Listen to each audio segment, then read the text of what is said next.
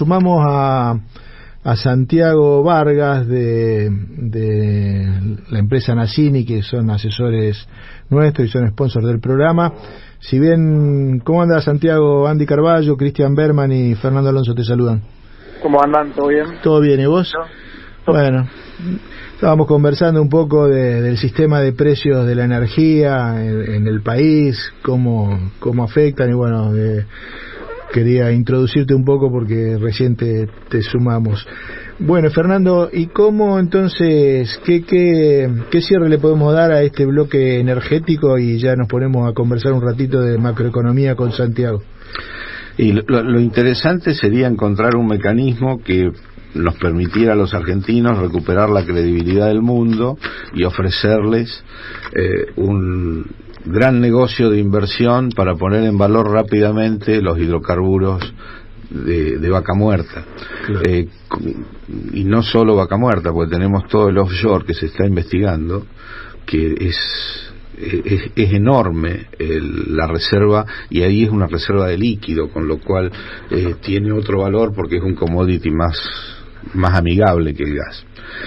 Una cosa interesante sería ver si existe alguna posibilidad de un desarrollo local del mercado de capitales para hacer frente a estas inversiones. Estamos pensando en una inversión del orden de los 30.000 a 40.000 millones de dólares en 10 años, ¿no? No sé si hay alguna posibilidad de desarrollo de un mercado de capital local para eso. Sí, complicado, pero bueno, pero si uno, como hablábamos, le ofrece oportunidades de negocio a los capitales extranjeros, seguramente van a venir. Eso, el tema es no regalarse los recursos, ¿no? Es negociar bien. Es negociar bien. Ahí entra la política, ¿no, Cristian? Que vos, como hablábamos. Berman, ¿me estás escuchando? Recuerden, fíjate. Sí, acá estoy. Fíjate hasta ahí entra la política para establecer las condiciones, para algo que también mencionó Fernando, que me parece importante, de la integridad de los mercados, digamos, de alguna manera que las regulaciones garanticen el control, ¿no? Porque también decía alguien que el ser humano es bueno, pero si lo controlamos es mejor. Claro. Y bueno, esto también tiene que ver, porque causas de corrupción, digamos, donde fueron parte de los gobiernos de las multinacionales, tenemos para hacer dulce. Entonces también está ese riesgo, digamos, en que la política gobierne para los grandes intereses, ¿no? Sí, y no sacar el tema de corrupción, que bueno, ya es otro cantar, pero a veces se negocia mal, hay que saber negociar. Yo creo que le contaba a Fernando que conocía contratos de la época de Frondizi en empresas, y eran realmente, la verdad que yo le decía, hablábamos hoy del millón de BTU. No voy a decir de qué empresas eran, pero en los contratos se pagaba el millón de BTU de gas a 0,30 centavos. Cuando viene la privatización de gas del Estado, lo llevaron a uno del millón de BTU y nos parecía, tremendo. Y así era también el petróleo que le comprábamos a YPF. Entonces vos decís, bueno, pero se hicieron muchas inversiones en la época de Frondizi. Sí, perfecto, se hicieron inversiones, pero yo creo que las repagaron en 3 años. Y después, durante 40 años, fueron una máquina de llevarse recursos. Entonces ahí es donde hay que saber negociar. Ahí también en esa época hubo una marcha y contramarcha. Fernando lo debe tener más claro, pero en la época de Frondizi, que estamos hablando en el 58, el 62, sí, el autoabastecimiento se consiguió abriéndose al capital. Claro. A partir del 63, con IRA, el 66, esos contratos, varios de ellos fueron nacionalizados, si mal no recuerdo, ¿no, Fernando? Sí, así fue, pero bueno, es como dice Andy, o sea, y lo mismo que afirmas vos, o sea, tenés que tener una buena negociación, teniendo muy en claro cuáles son tus intereses y defenderlos a ultranza. O sea, la primera experiencia de incorporación de capital extranjero en la explotación petrolera la hizo Perón con la California Argentina. cuando en el año 52 o 53 entra en una crisis de balanza de pago, abre al capital extranjero con la California Argentina la explotación petrolera. Eso después, no recuerdo si se consolida o se cae con la Revolución Libertadora, y Frondizi retoma los contratos petroleros, pero bueno, yo no los tengo claro cómo eran cantidades y precios, pero Andy que vio contratos de esa naturaleza lo está afirmando que eran a precio vil. Ilia después lo saca, y bueno, el tema es que vos sabés que el problema de la economía es la escasez, y la escasez que tendría Ilia para explotar el petróleo era no tener los equipos necesarios para salir adelante. Entonces, claro, vos sabés que las cosas escasas son caras, por eso hay que hacerlo con inteligencia. En el tema del petróleo hay que leer un libro de la hija de Estensoro. Estensoro fue no me recuerdo si era presidente o interventor de YPF que se cayó en un avión. Sí, presidente de YPF. Presidente de YPF que se cayó en un avión. Estensoro, la hija. Que se cayó del avión en la época de una transformación interesante que se estaba haciendo en YPF. Porque él se había quedado con las principales refinerías y se había vendido, privatizado las que eran menos eficientes. Se había quedado con la refinería de La Plata, la de Luján de Cuyo, los principales pozos, Loma de la Lata, qué sé yo, con el activo principal, y estaba haciendo una revolución, pero se ve que no le gustó a alguien. Y quería atomizar la exploración y explotación. O sea, bueno, en realidad lo que tenés que evitar es la concentración de las decisiones y evitar las escaseces. Bueno, en la Argentina tenemos escaseces de divisas, escaseces de valores también. Bueno, da para mucho eso.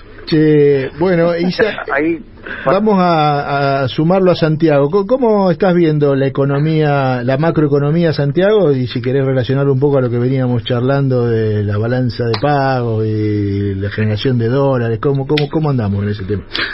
Vale, mira, ahí con respecto a lo que comentaban del tema energía, yo creo que hoy hay condiciones adecuadas en el mercado local para favorecer la reducción del costo de financiamiento de todas las empresas. Hoy vemos, por ejemplo, que las bajas tasas del mercado de deuda local y también el interés que despiertan las emisiones de estas empresas puede generar a futuro que les permita no solamente disminuir el costo financiero, sino lograr mejores coberturas en las tasas de interés. De hecho, es lo que sucede hoy en día con YPF. O sea, YPF, dentro de lo que son los créditos corporativos, son los títulos más demandados, justamente por el excelente balance que presentó el último trimestre. Nosotros podemos ver, por ejemplo, que este tipo de empresas como YPF mejoraron la calidad crediticia después de haber reducido la deuda por millones y también generar un flujo de caja libre. Así que en ese sentido creo que la integración con el mercado de capitales es muy probable, y de hecho el sector energía, o sea, lo que es oil and gas, fue lo que mejor rindió este año, que era un poco lo que veníamos hablando. Sí, lo que hablamos la semana pasada. Ahí en Naciri ustedes estudian los balances, por ejemplo, de YPF para ver dónde se generan los flujos de fondos, esa mejora del balance. Totalmente, sí. De hecho, nosotros tenemos en cartera las carteras recomendadas, que son las que administramos actualmente. Tenemos gran exposición al sector de oil and gas por medio de YPF y también por Vista, que son las empresas que presentan las mejores métricas de los números hoy en día, y que bueno, que las proyecciones tanto para 2023 son superiores, así que recordemos la historia de Vista, ¿no? Vista fue no sé en términos técnicos, Santiago, si vos lo manejás, pero Galuccio, el ex CEO de YPF, reunió capital, hizo una apertura de capital sin haber creado la compañía, y en función de esa congregación de capital es que la empresa empezó a funcionar, digamos, a tener concesiones y ampliar sus operaciones. Pero también es un caso interesante de cómo el mercado de capitales, en este caso no el mercado de capitales local, sino el mercado de capitales internacional, puede ayudar, ¿no? A una empresa que hoy está en el top 5, me imagino, de las empresas petroleras que no sean, claro, solo fondos especulativos, como muchas veces pasa, que vienen a tomar tasas de intereses altas, positivas, y después rajar las famosos capitales golondrinas, sino que vengan a poner inversiones, ¿no? Como en este caso. Ahí la realidad es que, por ejemplo, el caso de Vista, como decían ahí, el conocimiento del management fue una ventaja fuerte para subir la eficiencia y la productividad en los últimos trimestres, y bueno, eso por ahí el mercado lo descuenta, lo va pagando, lo va premiando, y se ve también en las métricas de este tipo de empresas. O sea, la realidad es que cuando empresas petroleras como YPF o Vista presentan los excelentes balances que tienen, se ve reflejado al día de hoy, tanto no solamente en la cotización de la acción, o sea, de la compañía, sino también en los créditos corporativos. Como decía, hoy en día un crédito corporativo de YPF, un crédito a 24, 23, es difícil conseguir barato, porque el inversor ya lo preció y ya lo considera como muy bueno después de los últimos balances. Cuando vos decís crédito corporativo, ¿qué son? ¿Obligaciones negociables que emiten y que se pueden comprar y sacar una renta, hablándole al público, llamémosle? Exactamente, sí, son emisiones de deuda que realiza la empresa, en este caso YPF o Vista, en el mercado, y para poder financiarse, y bueno, son obligaciones negociables, exactamente. Paga una tasa de interés, un cupón, que de acuerdo a las condiciones de emisión puede ser semestral, puede ser trimestral, y aparte también cotiza una tasa en el mercado, que bueno, que justamente decía eso, es la que el inversor considera después de los mejores números que fueron presentando. Creo que por ahí, si bien estas empresas vienen mejorando muchísimo, por ahí la falta de acceso al mercado, o sea, al MUL, para poder adquirir divisas y hacer frente justamente a estas obligaciones negociables, son lo que por ahí limita un poco en el corto plazo, pero bueno, a futuro yo creo que va a ser el sector, o sea, tanto en 2022 como en 2023, predilecto, y que también el gobierno siguiente tiene que dar importancia para acumular reservas. Seguro. Y escúchame, Santiago, ¿cómo andan las variables económicas macro, la inflación proyectada, el tipo de cambio se estuvo moviendo los últimos días, llegó a 312 hoy creo, el blue estamos hablando, ¿no? A ver, tema resultado primario, publicó el resultado primario, que bueno, registró un déficit de 129 millones, un poquito más, y así, bueno, en los primeros 10 meses del año se acumula un resultado primario negativo de 1.225.000. También el pago de intereses de la deuda pública, que es un fuerte componente, fue 82 millones, así que el déficit financiero terminó cerrando en 185 millones. Con respecto a la inflación en la deuda pública te hago una consulta. Sí. Esa deuda pública es una parte en dólares y otra parte en pesos, que es siempre la discusión, ¿no? Que Macri se endeudó en dólares, Macri se endeudó, le achacan que llamó al FMI. ¿Estamos pagando muchos intereses cuando vos decís el déficit financiero? ¿Es intereses que pagamos o capital intereses? Exacto, son intereses, el pago de intereses de la deuda pública, sí, que son netos de pago de sector intrapúblico, digamos, son esos cupones, digamos, que va vengando la deuda y que la deuda que la vamos pagando, claro. Exactamente. Así que la realidad, bueno, es esa. Tema balanza comercial, en octubre fue positivo, registró un superávit de 1.800 millones, un poquito más, y también logró un segundo mes consecutivo una performance positiva. Y ahí ese superávit, a veces algunos dicen el tipo de cambio oficial está atrasado, sin embargo tenemos superávit. ¿Está bien el razonamiento que hago? Sí, a ver, la realidad es que por ahí hay otros factores que van influenciando con respecto al tipo de cambio oficial. La realidad es que hoy tanto tema reservas, tema inflación, por ahí te exige otro tipo de cambio un poco más elevado, que de hecho el Banco Central lo va devaluando día a día y va aumentando el ritmo de evaluación diariamente, así que en ese contexto sí está un poco atrasado. Claro, quizás el superávit lo logran más por restricción de importaciones que por aumento de exportaciones, ¿no? Viene por ahí. Claro.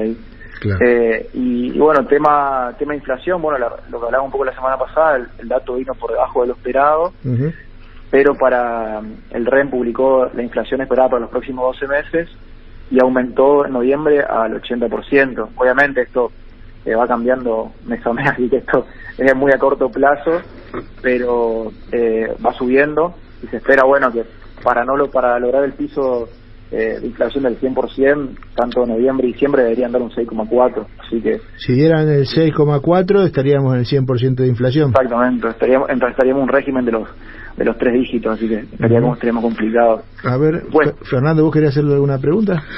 Sí, Santiago, ¿cómo te va? Buenas noches. ¿Cómo va, Fernando? Bien, bien. La inflación núcleo, ¿cómo viene evolucionando?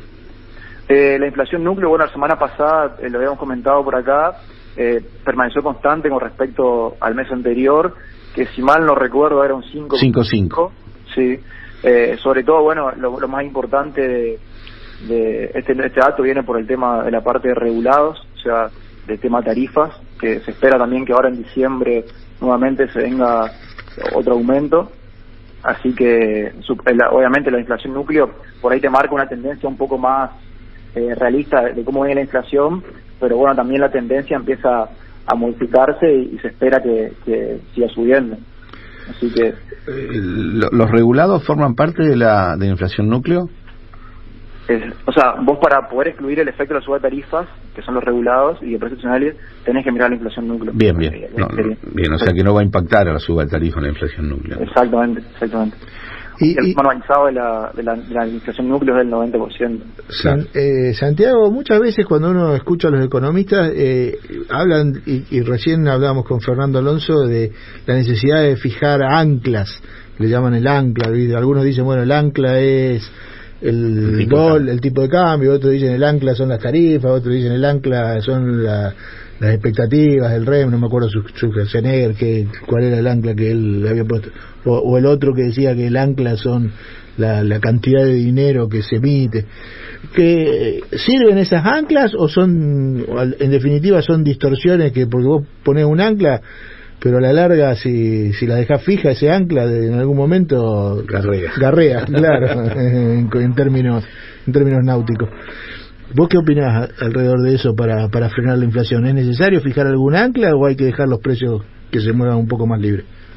No, yo creo que, para mí el ajuste viene por otro lado. De hecho, hay que, creo en dejar los precios que se fijen libremente, y que el ajuste por ahí tiene que ver más con la parte fiscal, o sea, reducir el déficit fiscal, reducir la emisión monetaria, ir desarmando de manera gradual la bola del ELIX. Así que viene más por ese lado. Yo creo que lo más importante sería tener una disciplina fiscal, un ajuste fuerte fiscal, que te permita fijar, bueno, primero fijar esa ancla y ahora lo que está intentando hacer el gobierno es reducir la emisión monetaria.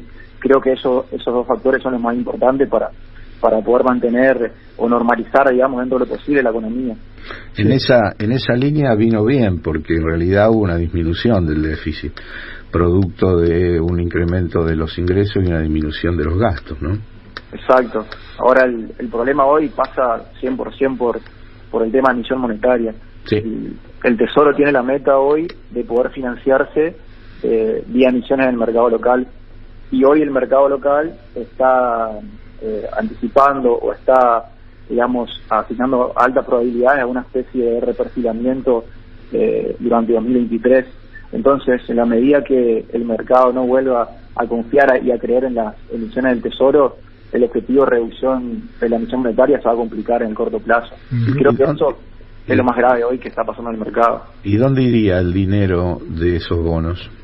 A ver, hoy la realidad, por ejemplo, si nosotros analizamos los flujos de los fondos comunes de inversión, que son un indicador fuerte, sobre todo para los entes corporativos institucionales, gran parte de la industria de fondos comunes de inversión están retirando, sacando fondos de los FSI T+2, que son por ahí los que tienen mayor riesgo Tesoro, o sea, que tienen, por ejemplo, deuda SER, deuda Dollar Link, deuda Hablar, y se van directamente al CCL, que esto, bueno, explica un poco la suba que tuvimos, se van a los diferentes tipos de cambio, a MEP, y también van directamente a riesgo Banco Central, como puede ser una LELIC, como puede ser un plazo fijo UVA. Hoy la realidad es que la industria tiene fuerte temor por lo que pueda llegar a pasar el año que viene. Cuando hablo de la industria, no solamente hablo de los fondos comunes de inversión, sino también del mercado en general. Hoy un inversor particular como un institucional duda si va al mercado secundario y comprar un título que tenga vencimiento en 2024 y prefiere mantenerse corto o directamente salir de ese riesgo. A eso es lo que llamamos riesgo Tesoro. ¿No va a dar renta variable? Y la realidad es que, todo depende del inversor, ¿no? Por ahí un institucional focaliza los flujos en los instrumentos de menor riesgo, ¿no? O sea, tratar de que ese flujo de fondos pueda conseguir un rendimiento superior a la inflación o al menos empatar, y no tienen por ahí ese perfil de riesgo y de renta variable. Los que sí, obviamente, tratan de focalizarse en renta variable, pero la gran parte del mercado institucionales hoy en día está posicionado en letras del tesoro cortas que ajustan por inflación, claro, ponen algunas obligaciones negociables justamente, que es lo que decía, que se ponen por ahí un poquito caras, los que pueden, porque también hay varias restricciones con respecto a eso. Y bueno, va marcando un poco esto que decía yo, que hoy el objetivo de poder reducir la emisión monetaria por parte del Tesoro está bastante complicado porque simplemente el mercado desconfía de lo que pueda llegar a pasar el año que viene, ¿no? Y eso sería la demanda de dinero que está bajando, la demanda de dinero. Exactamente, hay cada vez menos interés por esos instrumentos que el Tesoro va emitiendo o va ofreciendo, claro, y por ende complica la financiación. Claro. Es la realidad, exactamente. Así que el panorama sigue siendo... Y la realidad es que hoy, por ejemplo, gran parte del mercado, incluido nosotros, estamos posicionados en instrumentos muy de corto plazo porque justamente tratamos de reducir riesgos, y aparte ese riesgo fue algo que también sucedió este año, en junio, julio, cuando cayó fuertemente la deuda indexada a CER por las ventas masivas del fondo Pellegrini. Claro. Así que hoy el mercado es como que está curado de eso, como que se aprendió y prefiere tener cautela y mantenerse corto. Sí.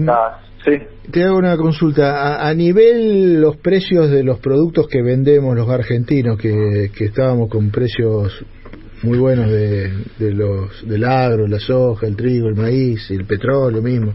Eso hoy escuchaba que por ahí la Reserva Federal de Estados Unidos iba a ir atenuando el ritmo de suba de tasas.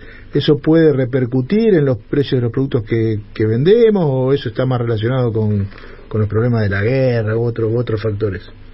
A ver, la realidad acá en el mercado interno, con respecto a los precios locales, yo creo que no. Ahora, con respecto al contexto del mercado de capitales en general, esa nueva postura que adoptó la FED, hay que aclarar que fue un comunicado y que todavía no tomó la decisión. La decisión viene a partir de diciembre, y en el medio tenemos un dato de inflación que es súper importante, que es también la inflación núcleo que tiene en cuenta la FED, que es el dato que va a marcar la decisión. Así que probablemente por ahí las expectativas estén sobredimensionadas, y para mí falta. Pero sí favorece, por ejemplo, el rendimiento de los bonos soberanos en dólares. Sobre todo vimos, por ejemplo, cómo los globales tuvieron muy buen rendimiento estas últimas semanas, y que por el contexto internacional. Tema precios locales, yo creo que está influenciado obviamente por todo este contexto que nombramos, más que por el contexto internacional. Claro. Bueno, un panorama bastante interesante. De hecho, bueno, ahí para nombrar una noticia que me parece importante hoy, que según rumores, también se publicó en el Cronista, hoy se está negociando un nuevo swap con el Banco Central de Brasil en enero, mirá vos, para poder contar con 3.500 millones anuales. Y contame eso de los swap, que nunca lo terminé de entender, porque ahora Alberto Fernández estuvo en China y también, Alberto Fernández o Massa, no sé quién, se vinieron con 5.000 millones de un préstamo. ¿Cómo funciona eso? ¿Te aumentan las reservas? ¿Hay que tomar las reservas netas? ¿Cómo es eso? A ver, la realidad es que si uno se centra en la letra chica del acuerdo con el FMI, los swaps no son considerados para... No son reservas. Netas, no suman para las reservas netas. Eso según lo pactado con el FMI, según la letra chica. Ahora bien, eso no quiere decir que este swap, que según Alberto Fernández y Massa se puede adelantar, y que aumentaría 5.000 millones las reservas netas, según ellos, ¿no? Sirva para poder intervenir en el mercado y mantener los precios. Así que en ese contexto es una noticia dentro de todo positiva. Pero para lo que es el contexto del acuerdo con el FMI no se considera. Aparte, bueno, el swap básicamente es un canje de moneda, hasta que no esté efectivizado eso no se lo puede considerar, sino se podría tratar de incluir en las reservas brutas, pero bueno. ¿Cómo es eso de canje de moneda? ¿Vos le das pesos y ellos te dan reales? Y en el caso particular de China sería con yuanes, pero en el caso de Brasil sí, exactamente, reales, el equivalente en dólares. Y ellos dicen que esos préstamos sirven para hacer más fluidas las exportaciones con esos países. Sí. ¿Es así el sistema? Y la realidad es que hoy el mercado te demanda otra cosa. Yo creo que esas nuevas reservas netas que que deben aumentar un poco el stock, van a venir más para el lado de intervenir en el mercado cambiario. Claro, para el doméstico nuestro.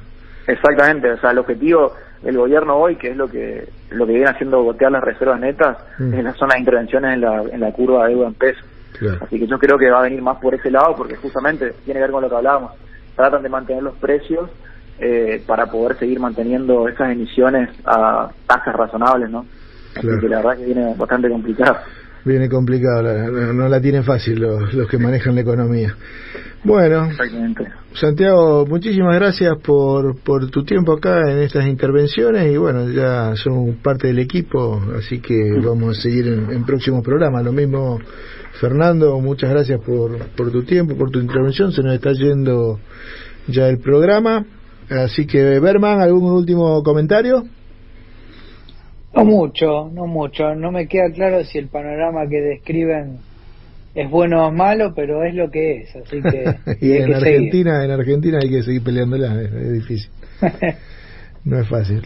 Bueno, así que un saludo para todos ustedes, le mandamos un saludo a la audiencia y los esperamos el próximo miércoles a las 20:30 en esto que llamamos Aire de Apertura. Saludos a todos.